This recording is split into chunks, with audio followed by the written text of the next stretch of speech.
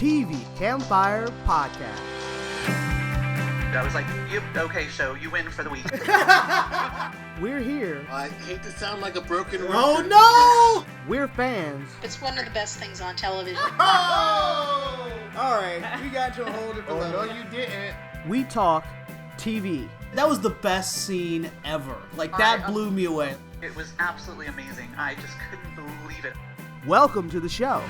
This is podcast number 604, and I'm Libya, your host. And this week we have returning guests.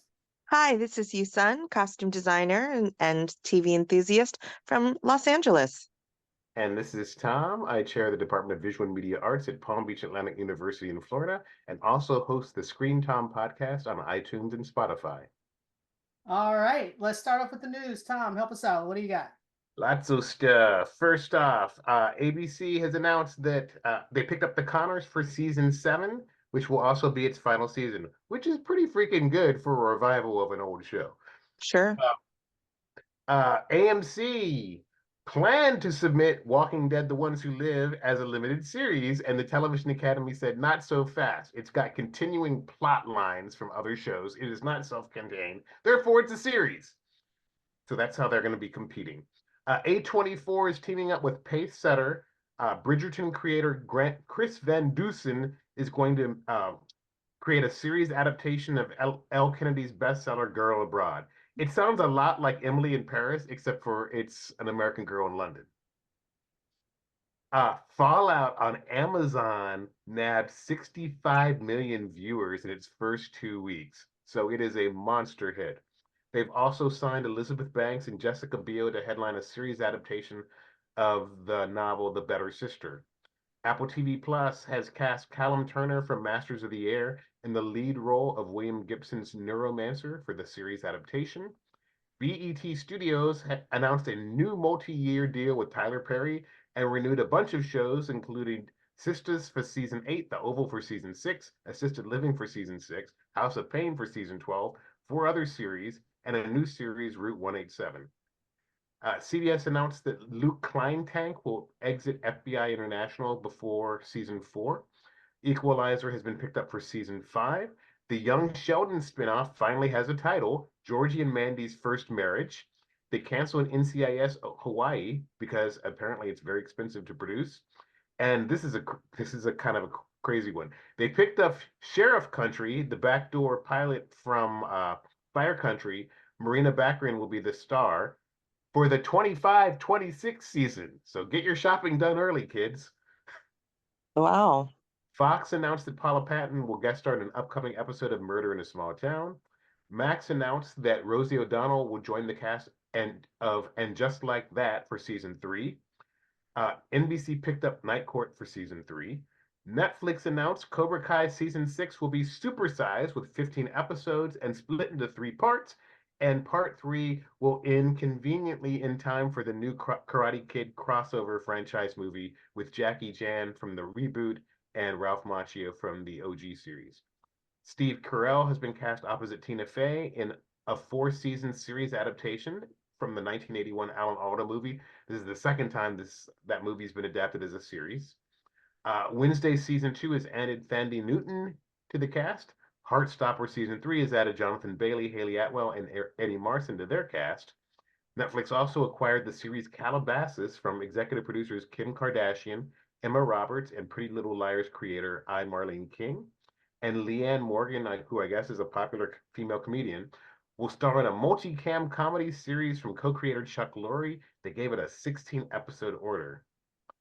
Paramount Plus announced the Rosemary's Baby prequel film Apartment 7A will drop on their streaming service ahead of Halloween. The Peabody Awards next month will honor Mel Brooks with the Career Achievement Award and Quinta Brunson with the Trailblazer Award. And Peacock is raising prices for the second time in a year, $7.99 for premium, $13.99 for premium plus, and if you subscribe for a year at a pop, you save a little cheddar. And that's it. What's on Peacock again? Nothing that I watch, so which is fine. Poker Face will be coming back at some point in time. I think Wolf Like Me season 2's on, and yeah, well, Wolf Like Me season 2 wasn't very good. Yeah, well, Peacock. I'm sorry. When Xfinity gave me Peacock for free, fine. When you want me to start paying for it, no, Okay. not All worth right. it. Let's start talking shows. First up, we're going to talk X-Men 97. And So good. I actually, because everybody I know is like going back and watching the original animated series. What is it, 92, 93, something like that? 92. 92. So I just finished watching season 1 simultaneously. The Oh. animation, of course, does not stand up. And it was obviously written for children, for like 7-year-olds. It feels very different because then when I switched to 97, I was like, I mean, technically it's the same storyline, but that's all that's continued. It's the same. It's the approach. It's the tone thing. I watched the best adaptation of the Dark Phoenix saga is from the cartoon. Oh, absolutely. Unfortunately, they've done it twice in live action poorly. And it badly. So when you get there, yeah, I saw it originally when I was a kid, but I don't remember it. It's been so long, so that's part of why I'm rewatching. Gotcha. But yeah, let's talk about episodes 7 and 8 of 97 real quick. I just wanted to put that out there that I've actually. I think 97 is so much better than the OG. I mean, yeah, just the art style is amazing, and it's written for older people. Like the tone feels like it's written for me versus for my child self. So Bright Eyes. So they're looking for Bolivar Trask, and we find out who the big bad really is. Who I didn't know who that dude was, so I had to. Okay, start off again. Like start for fresh. So they're looking for Bolivar Trask. They're basically trying to find out who enabled them. You know, the super sentinel that attacked and killed Gambit. They want to, they. Oh, also this is when Rogue goes rogue. Rogue goes rogue, yeah. Well, And it is her name. She drops that dude off the side of a building. I was like, oh my god. Well, it turns out that he wasn't just an ordinary dude. But she didn't know that. Yeah, well, that's what makes her a cool character. When she dropped him off the side of that building, she 100% expected him to go splat. Yes. But that's what makes her a cool character. Well, I mean, she didn't used to be like that. This is a new thing. Yeah, well, because the dude, they murdered her bae. Oh, I'm not mad. I totally understand where she's coming from. I was just very surprised that they went there. That's all. And now they have the new robotic versions of the Sentinels. They basically are now like. Well, they're kind of like Borgified. Yeah, it's like regular people that have this hidden on switch where they turn into Sentinels. The thing where Jubilee goes home with, I guess his name's going to be Sunspot when they finally get him in a costume. Oh, his mom sucks. But yeah. Yeah. Well, the thing is, it's fascinating that people complaining about this show being woke. It's like, dude, the X-Men have always been a metaphor for pick your favorite downtrodden group. That's in the DNA of the characters since Stan Lee and Jack Kirby created them. Right. It's kind of like with people complaining about Star Trek, the new Star Trek shows being woke. It's like, dude, did you not pay attention? Were you like that? The 60s version where the characters had a half black side and a half white side, and they're like, we're so different, and everybody's like, wait, what? What do you mean? As a little kid, I'm like, could that be any more heavy-handed? Exactly, and that was Star Trek in the 60s. That was the third season. Yes. After Paramount fired Roddenberry and brought in Fred Freiberger, serial show killer. Wow. All right, well, let's talk about 97. But no, that was, I mean, I thought it was kind of realistic because what they were I mean, the metaphors are still, the coming out metaphor is baked into the DNA of the characters and the franchise. It's always been especially he's like, will you come home with me and help me tell my mom? All of it was just very much there. And then the mom was like, of course I knew you were gay. I mean, a mutant. She's like, of course I knew that the whole time. But we won't let our friends know that. We won't tell anybody. We'll just keep it under our hats. And I was like, oh my goodness. I did think it was cool that when Jubilee's like, you need to take me shopping and you're rich and I want clothes. So. Yeah, and then they get attacked by these crazy human sentinel thingies. And they run home to the mom, and the mom was like, do what the authorities tell you to do, dear, and put these nice collars around your neck and don't fight.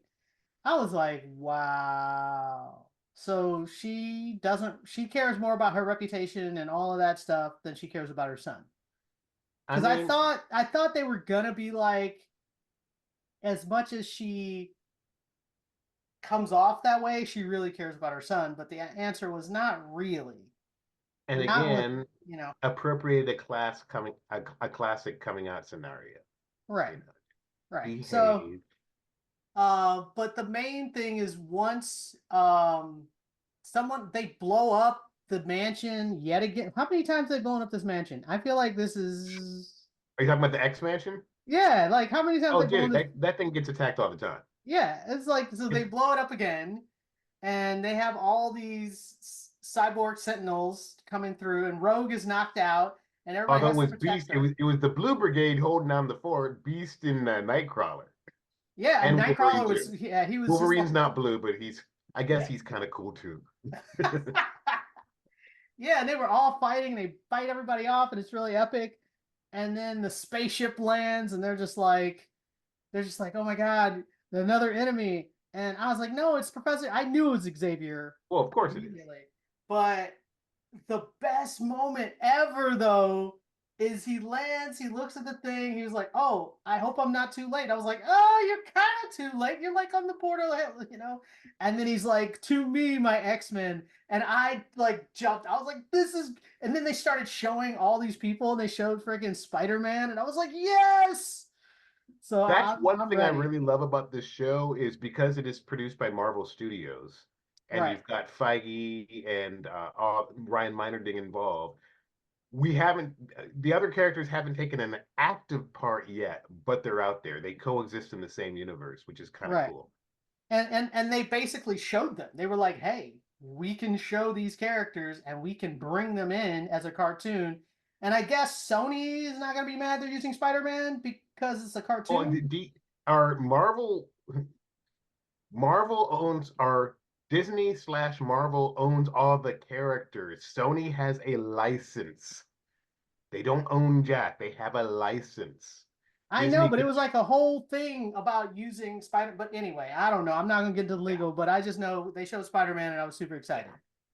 So yay! So now I'm ready for this 2-part finale, or 3-part. Yeah, I think they're gonna make us wait week by week because they know they got us hooked. Oh, absolutely! I'm 100% in. So yes, X-Men '97, all the thumbs, all the thumbs are up. Next up, we're gonna talk Will Trent, and Houston, you did watch this one, right? I did, yes. So last week we found out that, we dealt with some of Will Trent's family and all this other stuff. And this week he's feeling, kind of down a little bit. Like, I'm trying to remember specifically because it's a slight continuation of last week and I'm blanking on everything that happened. Can you help me out? I don't know what you're talking about because it was the wedding. He was partnered with his partner to go to a wedding. Right. You were correct. And I was trying to continue it from something else. But I will say what was weird is because his partner had her hair in a way that I hadn't seen in a long time. I was like, wait, who? I was like, oh, that's his partner. Like, it took me a second to realize that was his partner. She was all dressed up and she had her hair different. It did take me a second. Yeah. She looked great. She did. She looked fantastic. I really was like, I'd wear that. The character's supposed to be old enough to have a son in college.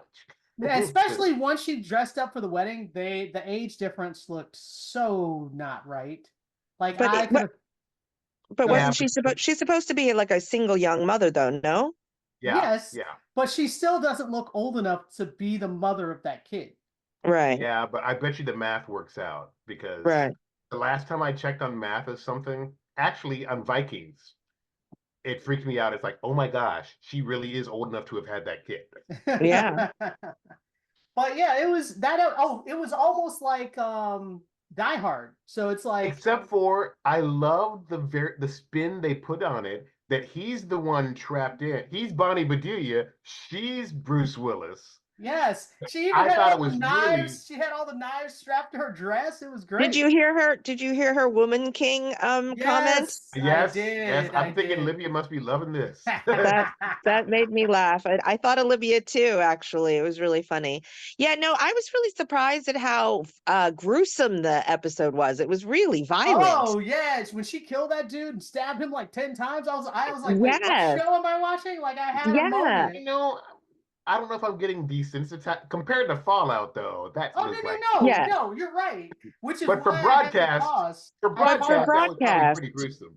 yeah, but for broadcast, I was not expecting it, nor do I want it, to be honest. It's not what I watch shows like The Rookie or Will Trent for, you know what I mean? So it was a little off-putting. I mean, it didn't make me not watch the episode or not enjoy the episode, but I really was like, oh my God, they're going there. And then even at the end when Will Trent drills the Oh guy, my you know, goodness, with the Yeah, I but was like, that was a little unnecessary. There was a that gun was on him already. There was a unnecessary. gun on him already, but Trent but was like Yes. mad. it's not like they showed a lot of blood and gore, though. No, didn't. no. But still, just the idea of it. So yeah, I thought that was weird. I Like in think they tone. were trying to show that was what I was talking about, the continuation, is he was hallucinating Yes. 12-year-old from Will. his 12-year-old version, and they had that ghost kind of just hanging over the episode. And that trauma is why he reacted the way he did and drilled that guy in the back. Yeah. Boy, I was not happy with the end of the episode because he and Angie ended up. Nope. Oh no, it didn't happen. I'm in denial. No, Okay, no, okay. because they are toxic together. He was like, I wonder why we're not together. I was like, because you guys suck as a couple. You're not a good couple. They both have so much emotional baggage, and even though it's shared baggage, they're not. They need somebody whole to help them heal. Right. And yeah, I was just that for me. That was the bad thing about the. I mean, I thought it was a great episode. Any episode that spots like. I really, if you look how far these characters have come, because when Faith and Will are paired together at the beginning of the series, she's like, "Oh hell no." And then you can see that they've gradually built this bond of trust and Absolutely. concern. Yeah, and But- he's really protective of her son. Like he's Yes. like hyper aware of being protective of her son and everything, and all of that. Like they are really true partners. Like really. This show for me, this was the anti-sophomore slump. I mean, they had this sophomore season has been really strong, and there's only a couple episodes left, but I have faith that they won't screw it up. So except for stop having him fall into her for JJ. Oh my God. Like, I don't understand why it feels like the easy route that the writers are just doing. Like, there's no, I know no one who's like, the end game is the two of them together. And I'm like, please, no. I It wish they cannot be hadn't the end killed game. off Cricket so quickly because Oh, the I bomb really chick? liked the two of them together. Yeah, they from had really good from chemistry. 201. Yeah, They yeah. had crazy mad chemistry. Yes. And I'm like, as the episode unfolded, I'm like, you were totally gonna Kyle Chandler her. That's a famous episode of Grey's. Yes, I know. That I was know the what you're talking post about. Super Bowl episode of Grey's Anatomy when they blow up Kyle Chandler, the bomb explosion. Yes, The, I the- remember. Pink mist. Pink mist. Yes, I Yeah. remember that. Yeah, I want him to have a relationship, a really good relationship, and where we get to see him slowly fall for somebody, and heal. and yes, because this is just like, I'm in a really traumatic place, you're in a really traumatic place, let's be in a traumatic place together, and I'm like, no. And that's how they grew up. I know, and it sucks, and I hate them together so much. I've never anti-shipped somebody this hard. Well, that's not true. Yeah. I anti-shipped. And I like her as an actor, but I just don't like what they do with her a lot of times in this role. Correct. It's very predictable and not interesting. Yep. Will's character and his part, like that stuff, what is it, the GBI, I want to say? GBI. EDI. Like the FBI. Yeah, but with those guys, their storylines are always pretty good. Like I like their stories. What were you gonna say? The thing about, I thought it was hilarious. As much trouble and conniving as she was going to get the facts, and then it falls on the floor. Oh my god! She's like, I need a pen. A Because pen. who sends up facts in the 21st century, man? Nobody. But I thought it was smart because they blocked everything except the Yes. fax machine. So that totally makes sense. But no one checks it. I know. I thought that was very realistic because, Yeah. you know. I was like, they did all that and they have no backup. They're all dead, you know. But yeah, I thought this episode was really good. So thumbs up for me. Thumbs up. Next up, we're going to talk Hacks. And this was season 3. Three. It's 3. Thank you. Three. I'm not crazy. Season 3 premiere, episodes 1 and 2. And the first episode is 1 year later from the finale of last season. And last season, I'm glad they gave me a previously on because I had forgotten Seriously. how it ended. In a minute. And I was like, oh yeah. And I get what Deborah was doing, which is I have now had this great success. Now I want you to go off and have your great success, and you're never going to do that Well, under she's my the mama bird kicking the young Yes. little bird. I the totally net. get it. I get it intellectually. But if you're going to do that, you don't cut them off entirely. You know, you don't just like, you know, They're cold both turkey them. so self-absorbed, though. I mean, They face it. are, but I just thought Deborah could have done it better. The fact that the other girl had to go into therapy over it was like That was hilarious. Yeah, it was, And but it made kind of sense. believable. Yeah, exactly. It was believable because it's like the death of a relationship, you know, and it was toxic to begin with. So when Yes. when you're released from something that's toxic, no matter even though that it's toxic, you know, it was so instrumental in her life and so huge, you know, it was very believable that, and funny though, that she had to have therapy to like overcome the separation. So I liked this episode a lot. I loved the premiere, you know, because of where they are at in their relationship. And then, of course, it goes even further in the second episode. You know, instead of them being at each other's throats now, you know, and being so mean to each other, there's this kindness, you know, and this comfort between the two of them. Before we get into episode 2, let's back up Yeah. a little bit, which is I want to talk about the Tom Cruise cake, which made me laugh a lot. Yes. Is that for real? I Is believe anyone- it is. It is. Yes. It's absolutely a thing. Yeah, It's a yeah. I thing. didn't know you didn't know, Tom.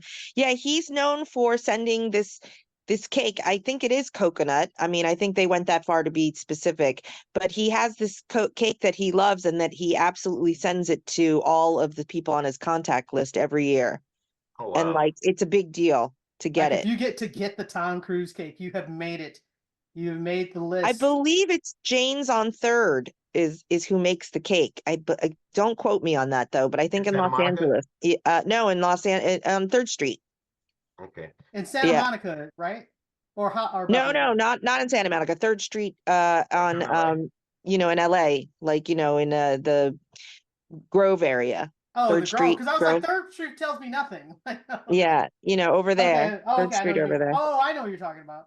Yeah. But yeah, I thought the fact that it was like she got the cake and then she didn't eat it because she's on this crazy diet, and I liked that. What's the girl's name? The younger girl? Because I know Ava. Deborah. Ava. Thank you. Ava. I like that Ava called her on her career is going so well and so easy. She's creating her own roadblocks by Well- wearing this super ugly dress. Well, when we saw her in the comedy club and they were laughing at everything, you knew that was not good. For a second, I actually thought it was a dream. I thought she was having some I did weird too. nightmare or something. Yeah, I But, did too.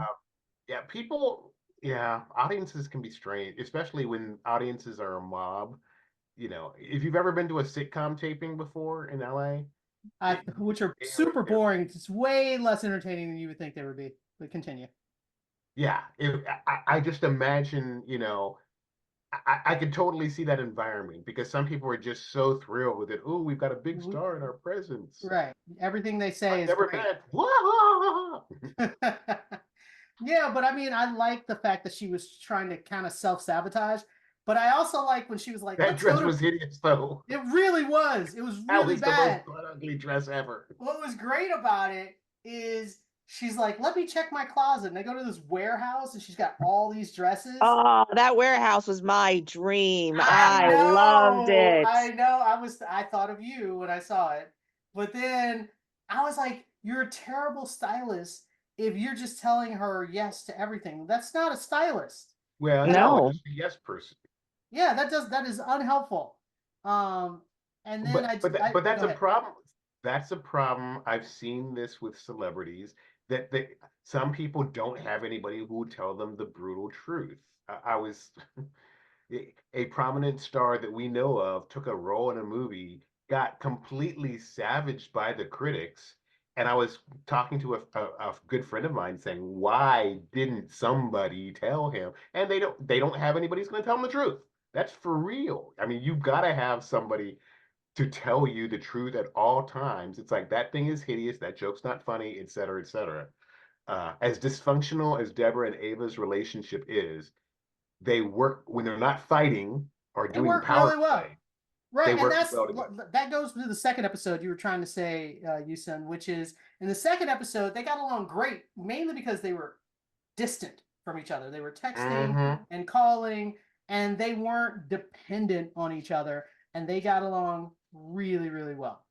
And I think now that when you get to the end of the episode where she's now back to living with Deborah, they're gonna go No. right back to being toxic. Yeah. I hope not. No, I think they are. I think they are.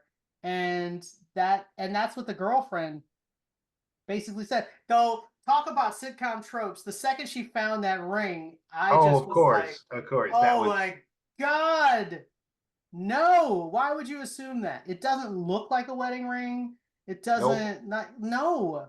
or an No. engagement ring. Or it didn't look like anything. It looked like a mood ring. That's what it looked like. You're dating yourself, Livia.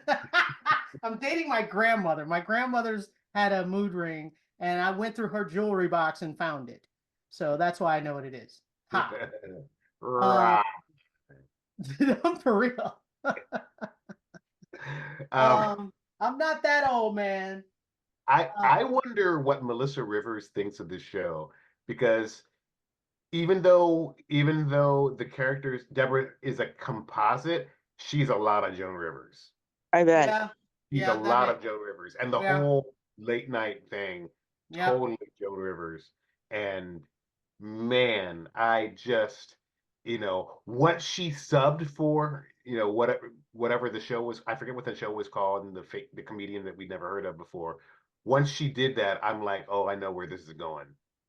I mean, so I do like that her manager and the assistant are finding a way to work with each other a little bit better. But they're both Oh my incompetent. God. They're They're hilarious. They're incompetent idiots.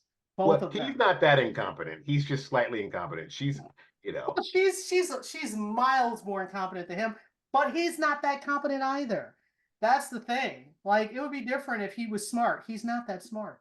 Yeah. Well, the thing is, and bringing Helen Hunt into the universe for this season as the network exec. Oh my God. Right. And when That's who that was. I couldn't figure out who that was. Oh yeah, Helen Hunt, Emmy and Oscar winner. I know who Helen. She just didn't quite look like herself. It took me a minute. Yeah. Yeah. Oops, I said that out loud. Anyway, we need to move on. We got to keep going. Axe is back, baby. Yeah. No, it was great. I really enjoyed it. And I like that the arc of them growing. I don't want them to be toxic this entire time. Even if you're telling me that they're going to go back to it, at least it was nice to see this reprieve. Yes, and it's nice to see that when she's not working for Deborah, they're actually good friends. Yeah. I like that. All right, let's move on.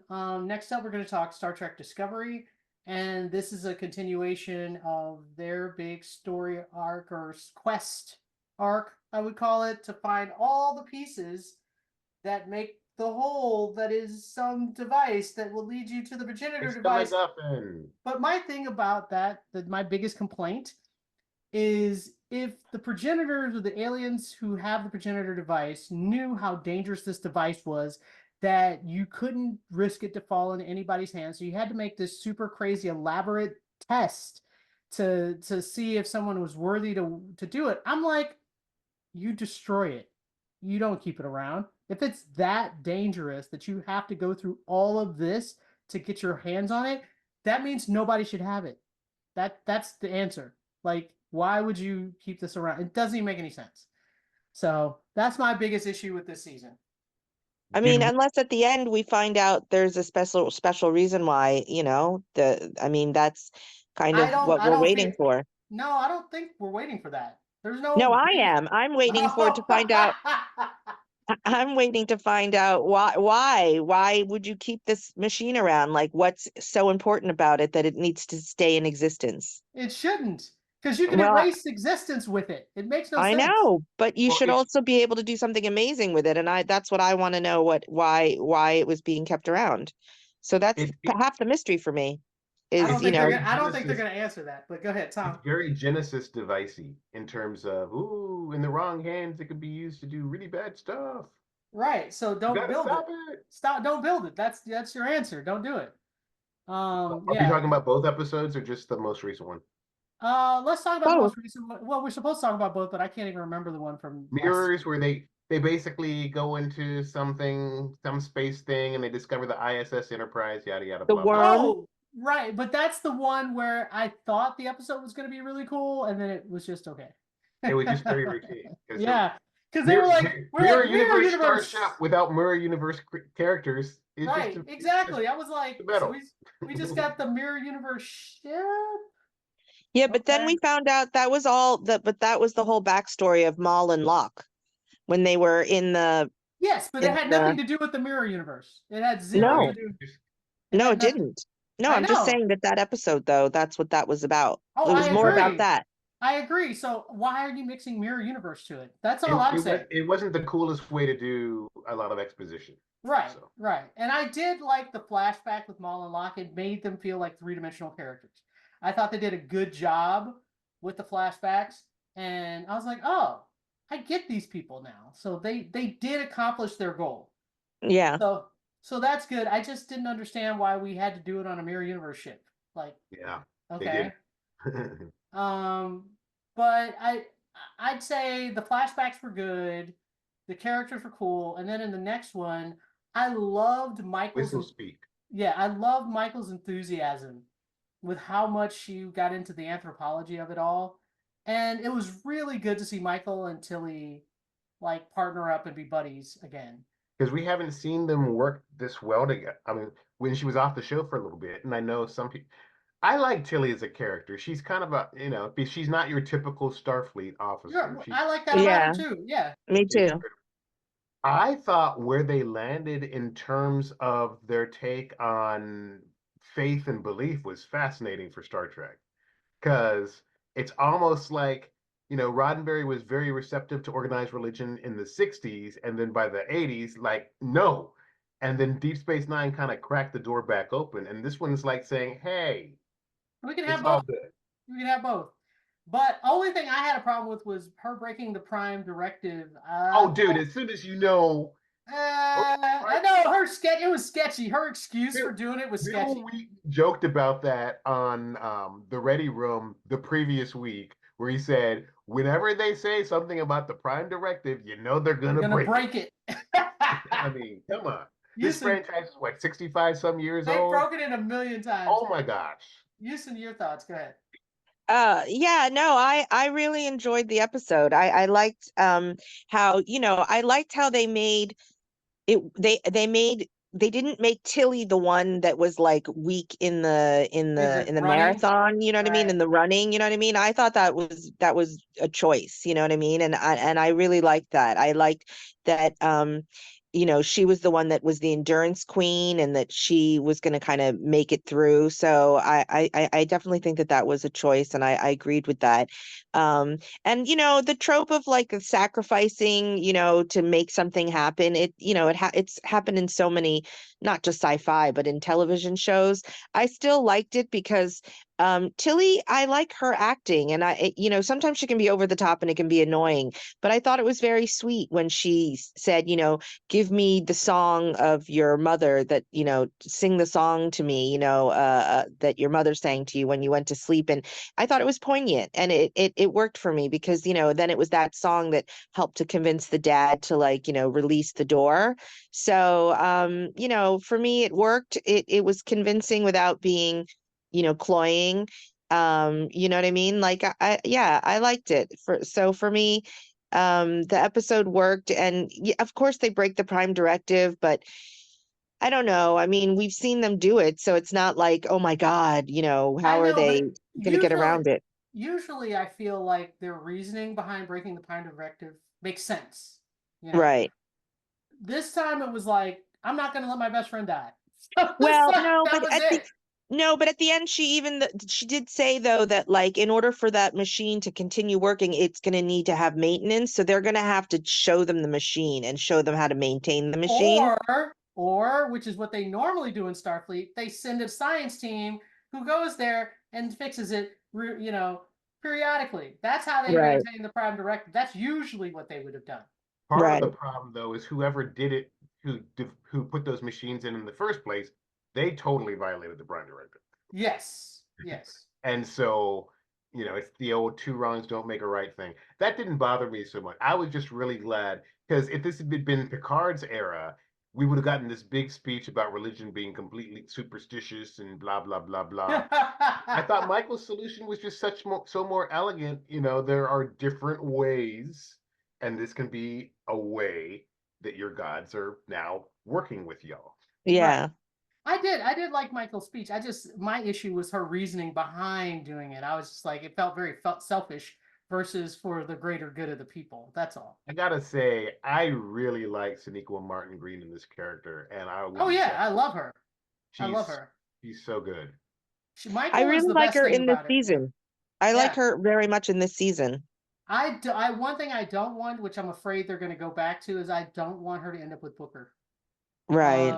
I feel it doesn't look like they're keeping that door open, because they're like. Well, I mean, at the end of the episode, he has this conversation like, "Do you miss her? Do you miss your relationship?" Blah blah blah, and they didn't answer the question one way or the other, and I was like, "Please, for the love of God, don't put them back together." So I apparently I'm anti-ship this year. I'm like anti-shipping everybody, but it feels like we're at the point where we've tried all these relationships already. You're saying Will Trent and Michael Burnham should get together. And Angie can get Cleveland Booker. I still don't like that, but I do like the Will Trent and Michael. That could be interesting. I'm not mad at that. All right, let's move on. So overall, thumbs up ish. Yes. For Discovery. First episode was second episode was better. Yeah, definitely better. All right, next up, we're going to talk about Fallout, and we're going to talk episode 4, 5, and 6. And in episode 4, this is the episode where Lucy and the Ghoul are hanging out together, and they fight, and she bites his finger off, and so he's like, reaches up, cuts her finger off, and calls it a fair exchange. And I was like, oh my God. I thought that was a callback to an earlier episode when they're inspecting her. It's like, ooh, nice teeth, all 10 fingers. But I just like the fact that, because they were arguing about different stuff, and he was like, this is what I call a fair exchange. And I just felt like, if someone's going to slice my finger off slowly like he did, I felt like she should have screamed a little more. Yeah, really. Yeah, her reaction was like, oh, I guess he's cutting my finger off. Like, what? Anyway, and then he takes her to some shop and basically sells her to these people. And he's like, I can either shoot you can take your chances in there. And it's a good thing she took her chances, because she totally took that whole place out. That was pretty cool. And for those who didn't recognize the voice of the robot, you guys recognize him? We get to meet him eventually in a flashback. Well, I know, but that's later. I'm just saying, in the moment, I was like, why do I recognize that voice? Where's that voice from? And I was like, Laszlo! Yay! It was great. It's a great voice. It was a good choice. Yeah, he was really cool as the robot. because he was super friendly as he was like, and I will now harvest your organs. Lay back, this will only pinch. Like, it was so good. And I just like that she just rolled through and just killed everybody. Like, she just let all those guys. She's like, surprisingly proficient, having growing up literally sheltered. yes. But I mean, it was partly because she didn't understand who those ghouls. She's like, let the prisoners out. And they're like, no, no, no, no, no. You don't want to let those guys out. She's like, yes, I do. I want to let everyone out. And she lets them, they just eat everyone. I was like, oh my God. Again. Like, what? So Fallout has been surprising me in really good ways. And yeah, so then she's like, I live by my golden rule, and she even brought the ghoul some medicine so he didn't die out on the pavement, even though he cut off her finger and sold her and her organs. I'm not sure I would do that. Even Golden, he really tried to extra kill her. So Yeah, I don't know. I was curious about that. I wondered why she did go and save him. It wasn't like he turned around and saved her for some reason. Mm-mm. So I don't know why she would have done that. I found that a little Trying to questionable. transform the world by being better, which of course is not going to work because the world's jacked. Yes. What's kind of interesting about this season is you basically have three main characters and a bunch of supporting ones, but Lucy, the Ghoul, and Maximus, and they keep putting them in interesting pairings. Yes. Pairing them up and really interesting. Which leads us to episode 5, because now that she left him laying on the ground. Oh, and he puts in a video of himself at the end, like when he gets high. Puts in a video of himself on some movie he was in. And she wanders off and runs into Maximus, which, Tom, do you want to talk about the next episode? Yeah, Maximus, this kid isn't too smart. I get that he wants to trust this guy. He wants to trust this guy, but he tells them the truth. And of course, the squire freaks out and locks up the armor. He steals the power core. So the armor is locked up and Maximus is trapped inside. And of course, he takes the head too. So, and then thankfully, Lucy comes along. And so it's, basically like the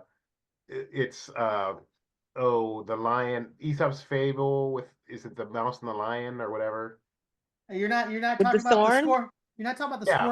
scorpion and the No, that's a different fable. Where basically the mouse helps the lion by taking the thorn out of his paw. yes. They Yeah. become good friends. So because he doesn't trust her, she doesn't trust him, but he basically No, but says she that thinks he's a hero because she thinks he's a knight. well, and he does nothing to dissuade her of that. I'm like, dude, haven't we? So anyway, but he, true to his word, he does have the medicine to heal her because she's starting to succumb to radiation sickness. Radaway.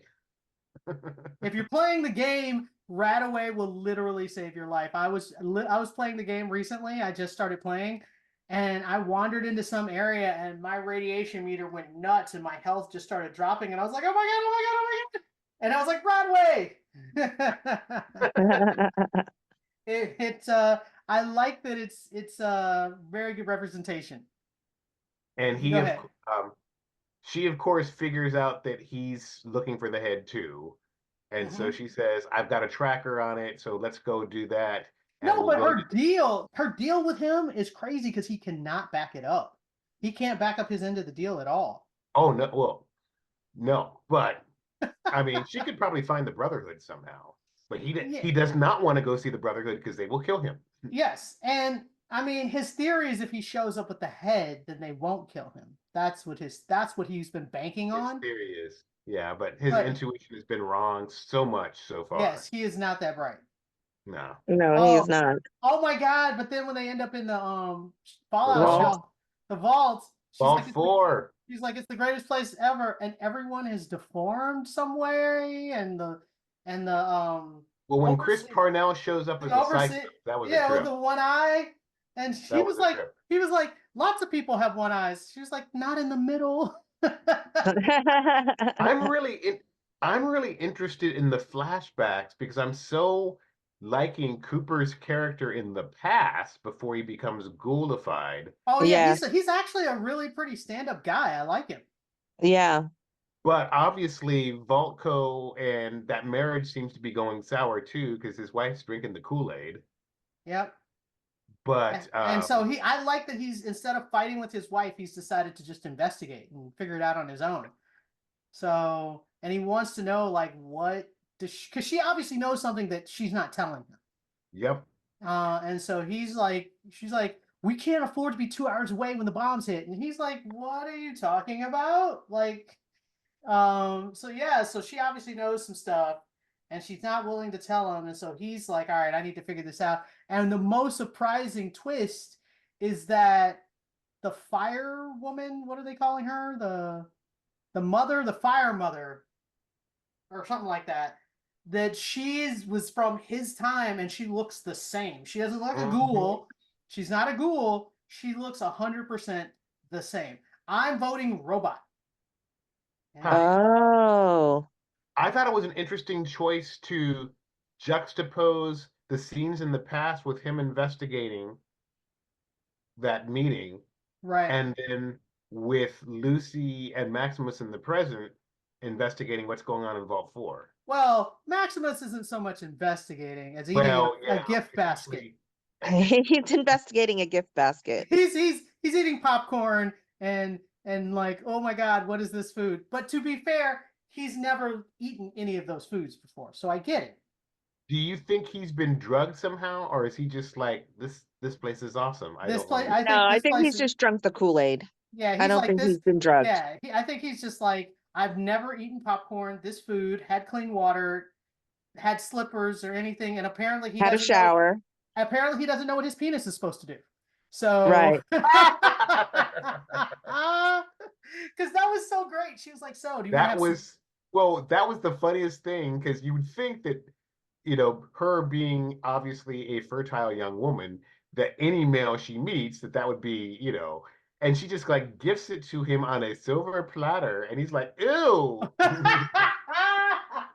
It was so, and then he was like, oh, the Brotherhood, we don't do that. I was like, I'm not sure that's true. Well, knights, if you remember Arthurian legend, Sir Galahad was the purest of all the knights.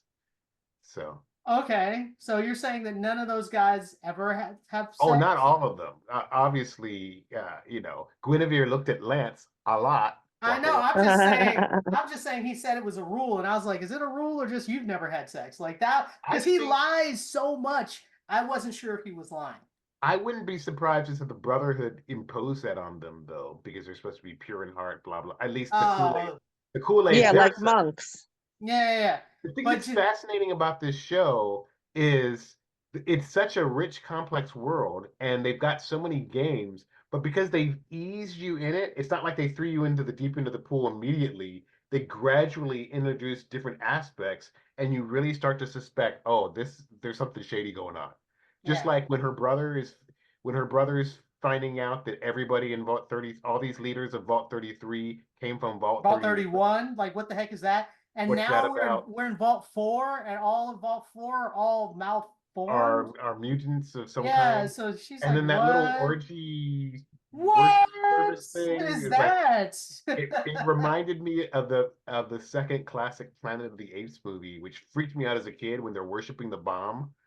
Yeah, it's just like what is going on? And it was so funny because they're like passing the bowl, and she's like putting it on. She's like, we will cover ourselves in the ashes of the dead, and she's just like, oh. But what was kind of funny though is when they first get there, Maximus tells her this place is a cult. And then he drinks the Kool-Aid. It's like, this place is awesome. They gave me a robe and slippers. Well, he wasn't down there dancing in the blood yet, so he's not completely in the cult. This is true. But yeah, okay. that was really good. When she goes to level 12, I mean, another thing I like about this show is whenever they say, Ghostbusters, don't cross the streams, don't do this. As soon as they say don't go to level 12, she's going to level 12. And then as soon as the door like locks behind her, I was like, is this a trap for the idiots who decide to not listen and go to level 12? And it's just like eliminate the people that don't listen to instructions. Oh my goodness. It was so crazy. And then she gets there and there's all the frozen bodies, which by the way, if you play Fallout 4, it starts with everybody being frozen in those things. So, Oh, wow. and I was like, oh wait, this is the beginning of the game. Are they so- taking What are bits the of all the frozen games? bodies? What are Okay. the frozen bodies? Okay, so at the point of when the bombs went off, there were certain vaults, not all the vaults, but there were certain vaults that they took healthy soldiers who had just fought in this war. If you were a certain level of soldier, they automatically let you and your family into these specific vaults. They were like, oh, you just have to sign the paperwork and the waivers. And you sign the paperwork and the waivers. And then when the bombs go off, they take you into the vault and they give you your vault clothes and everything. And they're like, oh, here's this vault for your wife and here's one for you. And you get in and then you freeze. They freeze you because they're planning on doing experiments on you, but you don't know that. So there are certain vaults that were just designated for experimentation and they needed subjects for it. They obviously need healthy people. those They vaults. needed healthy soldiers and their families. And so your character in Fallout 4, you're a soldier, a veteran. You take your newborn baby and your wife into the vault. You all get frozen. And then like halfway through or something, I don't know how much time has gone by. They thaw out your wife because they want your baby for experimentation. And so they thaw out your wife and try to take the baby, and she won't let the baby go. So they shoot your wife in the head. Oh my God. And you're awake, but you can't move because you're in your like chamber, but she's like right across and you can see it. And so your mission in Fallout 4 is to find out where they take your baby because you got frozen again. So my theory, because I haven't finished the game at all, is that you don't know how long you've been frozen. So your baby could be grown for all you know. But your character, your mission in Fallout 4 is to find your child. That's what you're trying to do. I did think it was kind of cool that when Lucy finds the realm where there's basically the history of what's going on. Oh, with the timeline? Yeah, with the timeline and also with the new California Republic flag with the two-headed bear. That was cool. Like, okay. That was cool. I was was- like, living in California, that flag made me laugh. But yeah, I think that they're doing a good job of mixing the storylines from the games. And Are they drawing from all the games to make it a coherent narrative? I believe so because I don't know. We'd have to ask Peter this because he's played all the games. I've only played. I'm playing Fallout 4 right now. But the open of Fallout 4 and some of the stuff that I've seen totally go together. And most of the Fallout games are on the East Coast, except for 76, which happens in Vegas. And the stuff that happens in Vegas, they're carrying some of that into this because it's close enough to LA. Gotcha. So that's how they're doing it. They're carrying pieces of all the games and letting you know each vault had a specific job. So because even with his wife, she's telling him, you want to be in a management vault. You don't want to be in a regular vault. Because the regular vaults are the ones where they do experiments on people, they do all these other stuff. It depends. There's like levels of the vault system. Right. Well, I like the show, not having played the video game, not even knowing about the video game. I don't feel like I'm missing out. No, I don't think you are. know? I don't think you are. Yeah, I No, feel like they're doing a good job. And I I'm just think getting the the approach- benefit. Yeah, I'm just getting the benefit of as I'm playing the game. I'm like, oh, this is so cool. So go ahead. Go ahead, Tom. No, I just think the approach that they've taken, the way that they've introduced those of us who've never played the game into this universe have been very, they've made really smart story choices. And of course, Nolan and Lisa Joy know how to do, dystopian sci-fi, having This done is true.